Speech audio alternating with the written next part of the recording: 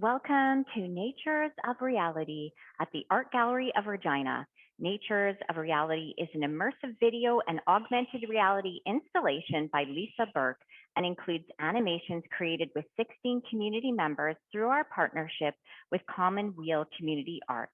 They are Angel Hayden, Brita Lind, Claire Yakishin, Damian Thomas, Don Thomas Cameron, Deborah A Stevens, Hani Rook A Kamar, Jolie Big Eagle Kikwetaway, Julie Gobil, Camilla Wolk-Lind, Karishma Joshi, Keisha Katie Hansen, Nicole Gaddy, Precious Tushabe Tor, Shimbi, and Yvonne Negus. Before we start this artist-led walkthrough of the exhibition Natures of Reality, I want to acknowledge that although we are meeting digitally, I am joining from traditional lands referred to as Treaty 4 territory. The city of Regina is located on Treaty 4 territory, the original lands of the Cree, Ojibwe, Saulteaux, Dakota, Nakota, Lakota, and the homeland of the Métis Nation. Today, these lands continue to be a shared territory of many diverse peoples. It is important that we recognize that all of us have benefits and responsibility under treaty agreements. We acknowledge the harms and injustices of the past and present. We dedicate our efforts to working together in a spirit of collaboration and reconciliation, as we are all treaty people. We respect and honor the treaties that were made on all territories. We acknowledge the harms and mistakes of the past, and we are committed to moving forward in a partnership with Indigenous and First Nations people in the spirit of reconciliation and collaboration. I turn my thoughts and intentions to being better and doing better. I first became aware of artist Lisa Birke's work in the fall of 2019 when I became curator of exhibitions and programming at the Art Gallery of Regina. I was excited to program this work that approaches technology with inviting humor and a sincere desire for connection. Natures of Reality, with its numerous videos, computer-generated effects, costumes, digital sculptures, and motion capture animations, both questions and affirms how digital technology creates meaning. A series of videos shot by the artist over several years are projected on the floor, acting as a meditative reflecting pool. These videos invite visitors to experience small and extraordinary moments: falling snow, feet in melting ice, ladybugs on a branch in the wind, a dead deer. Another video series by Birke is jarring in its slick artifice. The artist appears in the guise of a grinning spokesmodel, prancing across a succession of scenes, out of place in her inexhaustible wardrobe of slinky gowns. She holds a series of digital composited 3D signs aloft, advertising these meaningless platitudes to barren landscapes. These empty, prescriptive, and tongue-in-cheek phrases, often posted on social media platforms such as Instagram, include the phrases live large, go with the flow, and survival of the fittest. And they create uncomfortable juxtapositions, bringing up questions of entitlement and how meaning is created or demanded of our lives by society and mass culture, for whom and at what cost. In contrast to these laughably hollow, larger-than-life affirmations, community members share genuine stories of finding meaning in their lives in 16 videos created through a collaborative process with the artist. Birke worked with community members to create paper avatars that she then animated using motion capture technology to speak participants' words. Their stories, presented on monitors and cell phone triggered augmented reality images dispersed throughout the gallery, encompass diverse voices and perspectives. An animated photo of participant Brita Lind as a toddler speaks about the meaning of life and reflects on death. A leafy tree canopy shares poetry. A curly-haired person talks about the unconditional love they experience from their dogs. A girl sketched in graphite pencil muses on brownness and its lack of association with beauty. Gallery visitors are encouraged to walk between monitors and augmented reality pieces as the voices start and stop speaking, piecing together a personal narrative experience. Finally, the artist has created an augmented reality sculpture, a series of granite blocks sprouting flowering tendrils. The blocks, which spell out the word reality, constantly shift and rearrange themselves to spell out new words, revealing the constructed nature of truth and reality in its immateriality and continual mutation. Many community members' narratives reveal that meaning emerges not from airbrushed perfection, but from acceptance and celebration of difference, tolerance, finding one's own truth, and the power of community. Through the consumerist din of prescriptive norms and aspirational desires that saturate our media, Birke's Natures of Reality invites us to hear the truth about the meaning of life. Beauty, magic, and wealth of meaning lie in complexity and nuance. Lisa Birke has had solo exhibitions across Canada. Her award-winning short films have screened at film and video festivals and media centers internationally, including Time is Love, International Video Art Program, CCA, Centre for Contemporary Art, Glasgow, Scotland, Vancouver International Film Festival, Canada, Athens International Film Festival, Plus Video Festival, United States, Cologne Off-FX, Germany, and touring screening, along with many others. Her previous work, The Knits, was presented at film festivals across the United States and was the subject of a solo exhibition at Cambridge Art Galleries in Canada in 2017.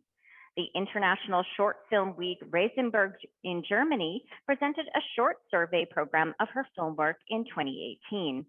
Her newest work, The Land of Milk and Honey, an interactive 360-degree video installation, was included in the Contemporary Art Biennale at the Rémy Modern in Saskatoon, Canada in the fall of 2020. Birke is currently Assistant Professor of Digital and Extended Media at the University of Saskatchewan. So thank you so much, Sandy, for that really warm welcome. I'm really excited to be joining you today. And as you know, I'm located a little north of where you are today. I'm currently sitting here on Treaty 6 territory, and this treaty marks out in part the territories of the Nehiyuwan, Anishinaabe, Saulteaux, Dene, Nakota, Lakota, and it is the ancestral homeland of the Métis peoples as well. As an uninvited white guest in this beautiful place, I wish to acknowledge that it is my responsibility to be here with respect, with kindness and generosity. And I want to recognize the ongoing work that really needs to be done towards accountability and reciprocity. Negotiating this in artistic practice will also come out in parts of our discussion today about the work that we're sharing here.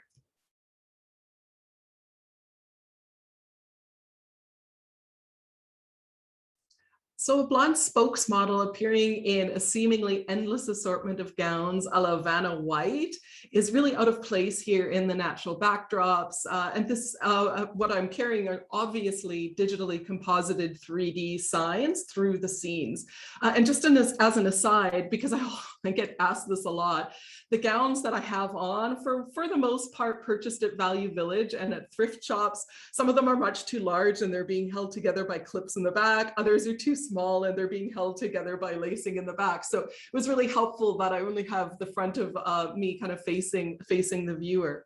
So when we see the blonde white woman with these larger than life kind of billboard-like statements, I'm hoping that the audience will immediately become suspicious.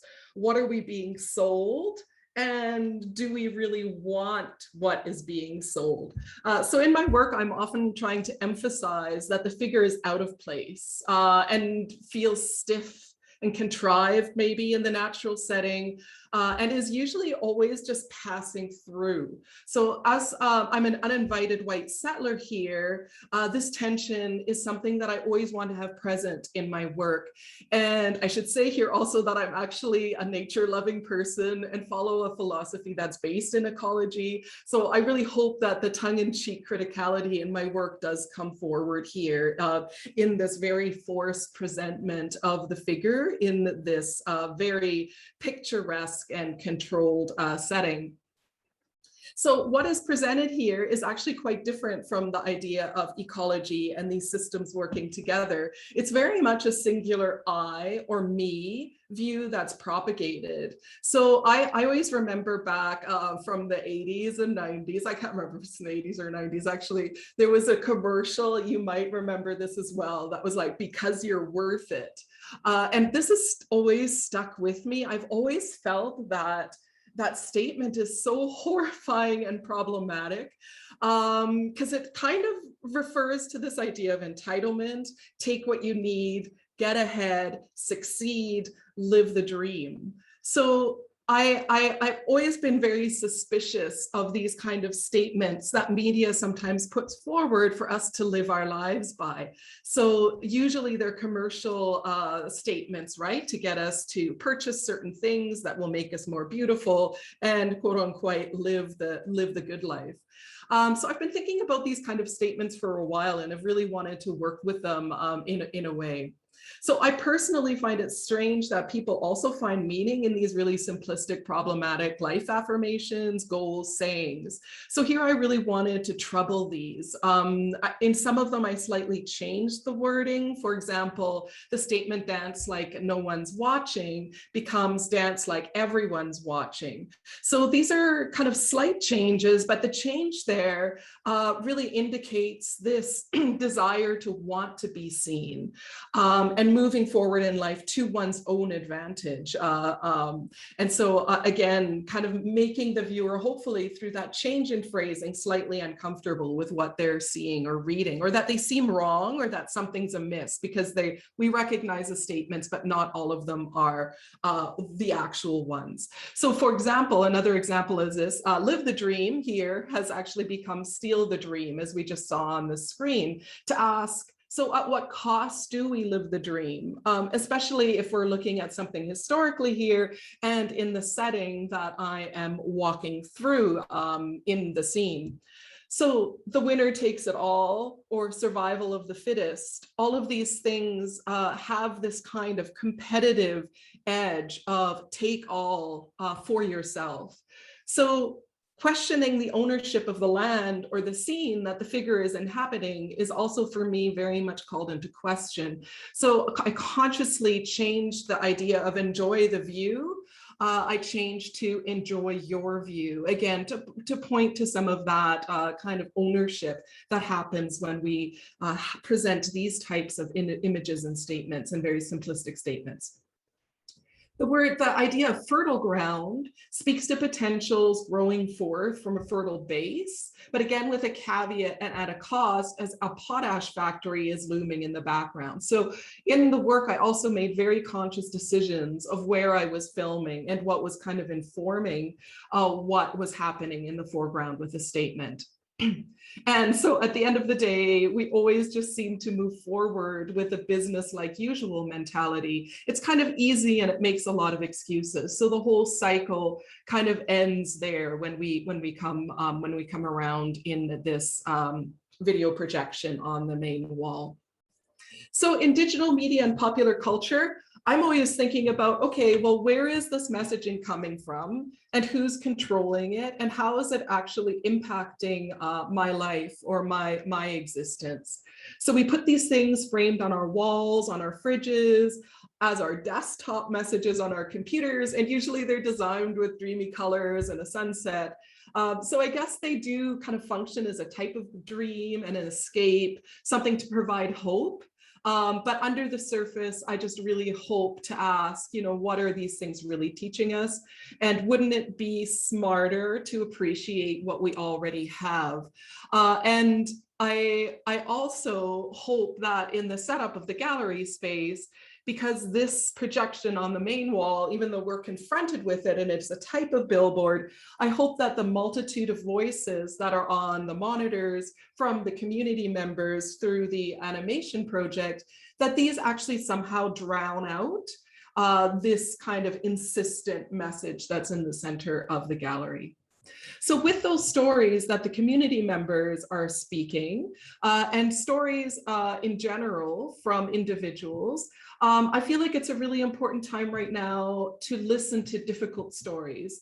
And in these stories, there's no instant gratification like we have with these statements. It takes time and it takes a commitment and it takes a great degree of listening. So in the exhibition, I'm really hoping that, that visitors will also take the time to really listen to some of the stories and some of the anecdotes and some of the poems that the community members have created, because it really enriches the overall view. A final thing that I'll kind of talk about these billboards is that I always find it strange that we always try to make things relatable for everybody across the board, kind of thinking that we should all want the same thing. So whereas I do see that we all want to feel like we belong to a community and a feeling of being accepted. And I think this is important. And this is also very much echoed through the recordings of the different interviews with the participants.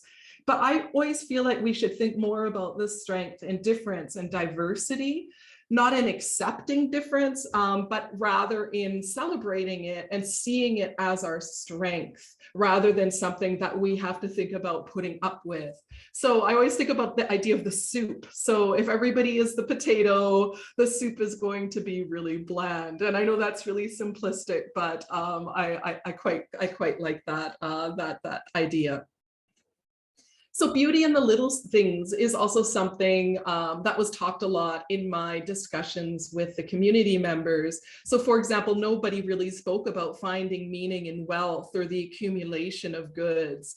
They talked about finding joy in family, finding resilience and sense of being and purpose through difficulties, through moving through their lives, and in reflection on these things, and in the little things, enjoying their pets, their dogs, their friends, enjoying things in the media, etc.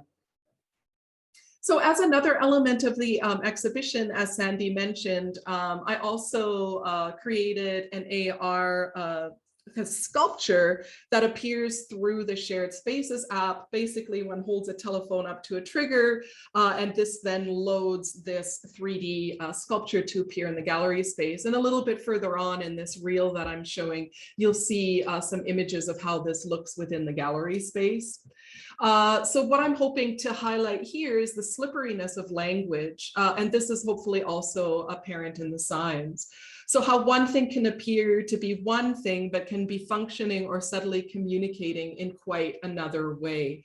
So the AR sculpture directly tackles this, I think. The word reality is reshuffled in different configurations. You can move to the front and the back of it, and there'll be different words in different combinations kind of visible at the same time on both sides of the digital sculpture. So for example, I was very conscious also to start this with I and to kind of start at the singular, and then it kind of reshuffles to AI, real, really, realty, reality, etc. So it was really interesting to me as I was thinking about this and reshuffling the letters in the word, about how different in their meaning and interpretation they were just by moving one letter or omitting a letter.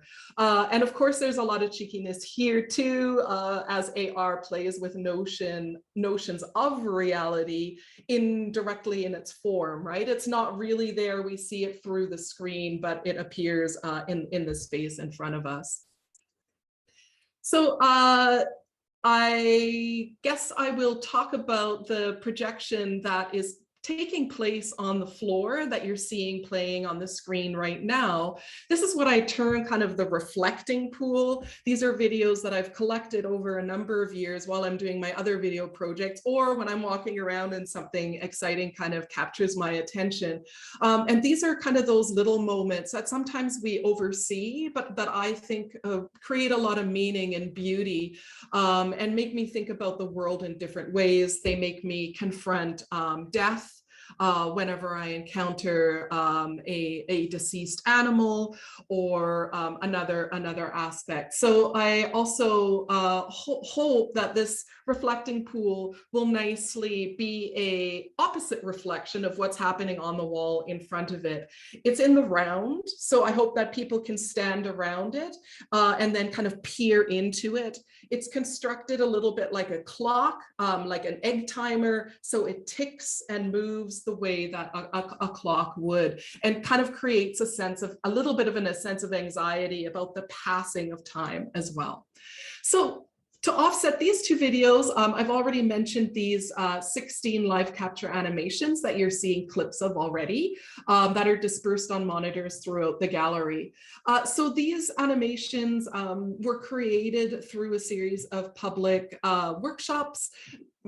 Very graciously, Commonweal Community Arts stepped up and helped me find participants from the Regina and Saskatoon area who had an interest in digital art and wanted to participate in this project.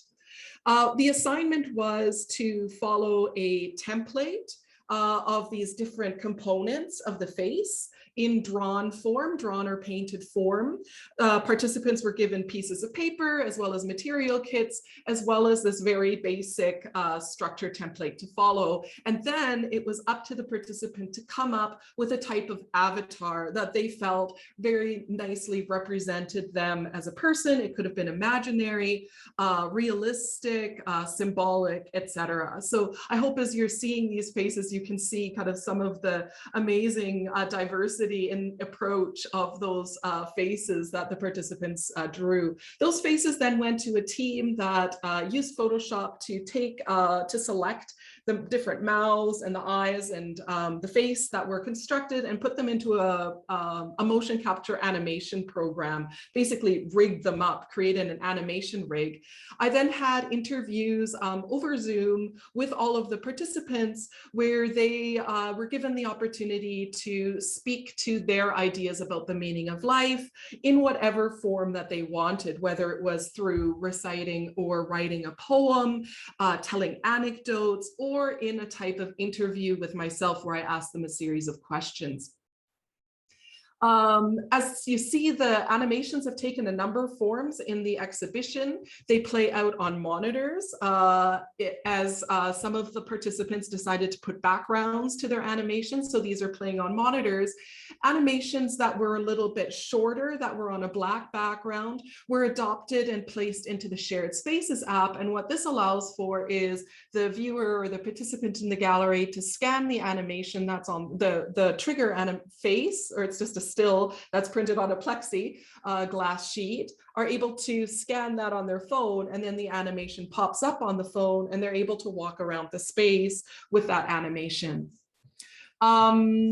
So that's basically kind of how the workshops and the animations came to be. So what I really find, and I hope that is reflected, is the way that we live our lives is not singular, but multifaceted. And this is echoed in many of the community members' messages, is the acceptance and celebration of difference, tolerance, finding one's truth, and the power in community. So above the din of how we should live our lives as dictated by the media and dominant culture, I'm hoping what emerges is the message about what really gives life its beauty, magic, and the wealth of meaning on the ground, which is namely complexity, nuance, and experience, lived experiences. So I do want to give a chance to kind of walk through the different animations as well and provide a little bit of information on each of the projects. So we're going to move kind of in I guess that's a clockwise direction, starting at the door of the gallery where we have Keisha Katie Hansen's animation. So this is one of our youth participants, and the discussion ranges from To Be or Not to Be from Hamlet and Shakespeare to the preservation of animals and the problematic building of city infrastructure and buildings on what is sacred land.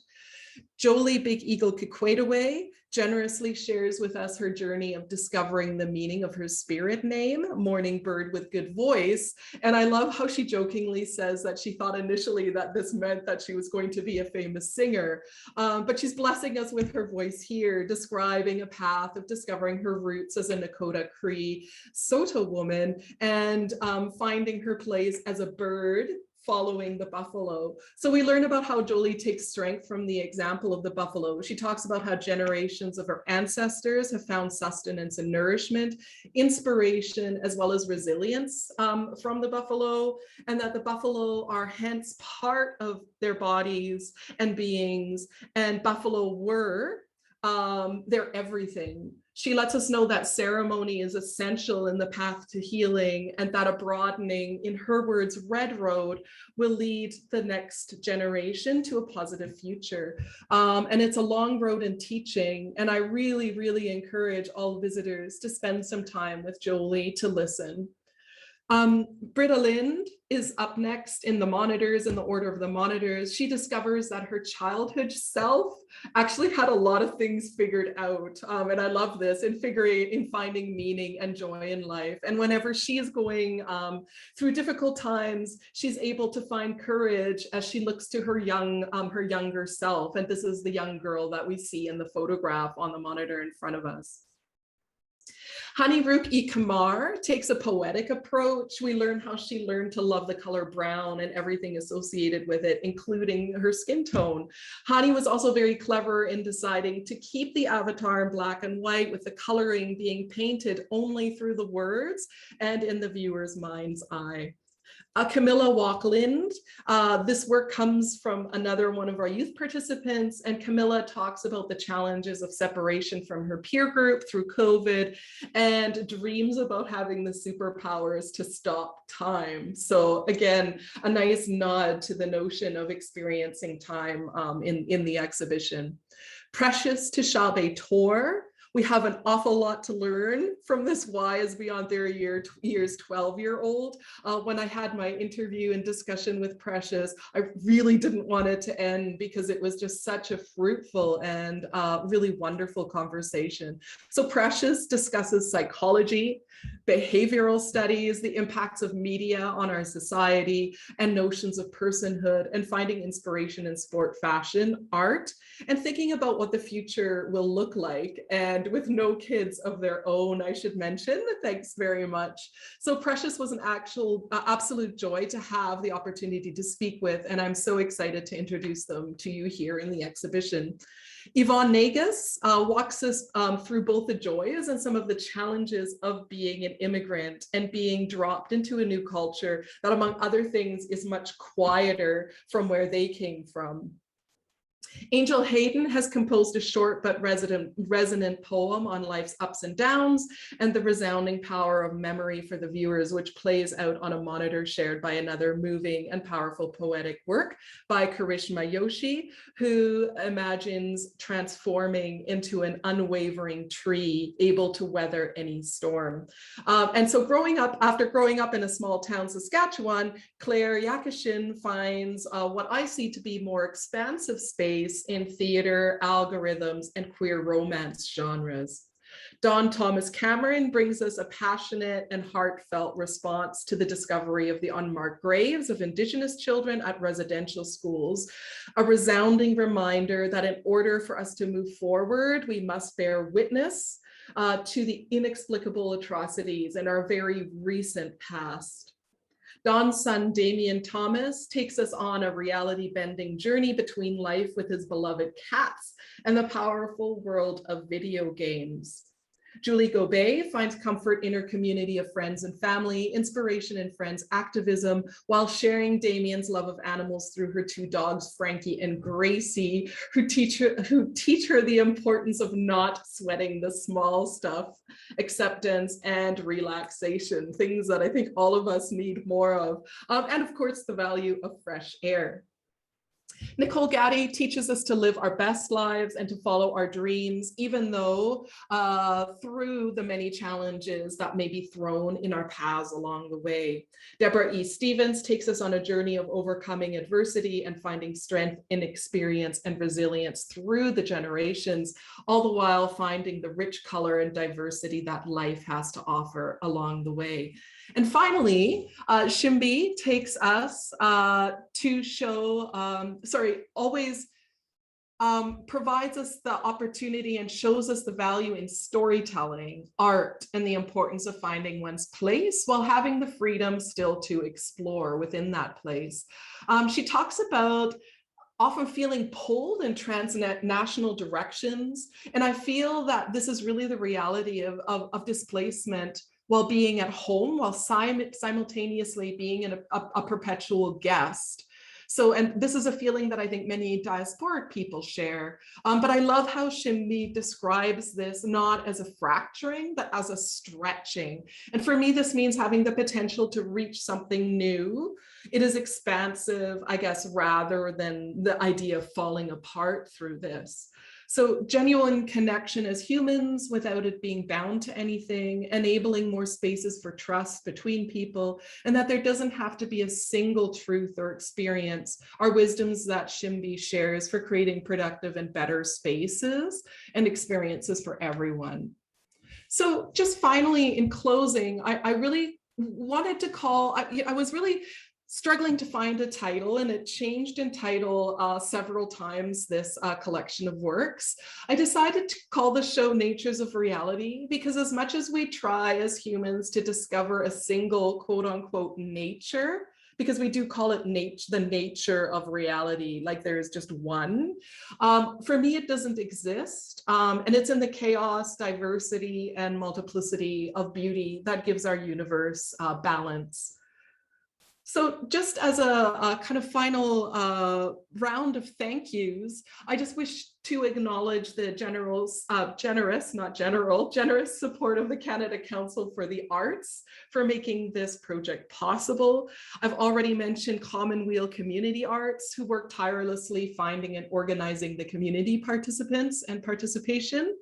Sandy Moore, curator, and Jess Richter, director of the AGR, who are forces of nature, fittingly for this exhibition, and make all of the programming possible at the AGR.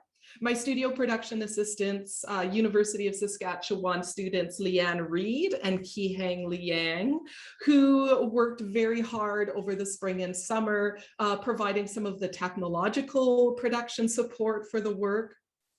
Also, my thanks go to the Shared Spaces team at the university for hosting the augmented reality portion of the exhibition. And I should note that the Shared Spaces team consists primarily of students who are developing and building this app on an ongoing basis. And it's been a very exciting process to be part of.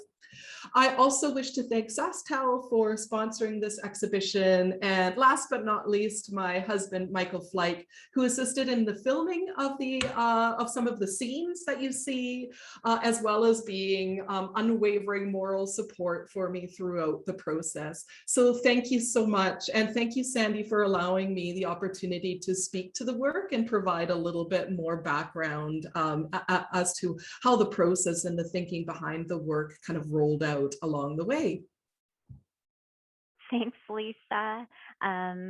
Thank you for all of your great observations and discussion of the work. I feel like I've spent a lot of time with this work, but I feel like I understand it even better now. And I'm so grateful that you agreed to do this virtual walkthrough of the exhibition. We really appreciate that.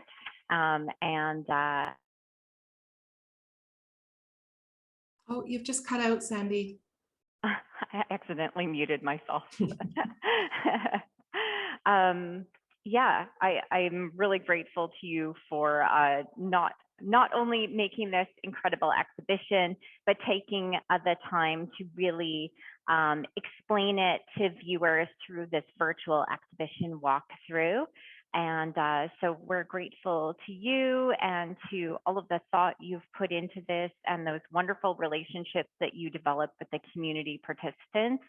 Um, I love the way that you talk about the interplay between their stories and what you've created here. And I think what you say is true. It is time to listen to difficult stories and put aside ideas of instant gratification. So I think that's, although I think people will enjoy this exhibition, I think that's also a great thing to keep in mind when people come to see the nature of reality at the Art Gallery of Regina.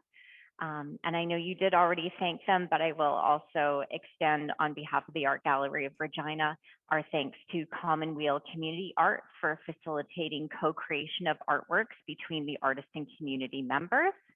And to note that the Art Gallery of Regina is also grateful to our core funders, Sask Arts and the City of Regina, and to our exhibition sponsor, SaskTel.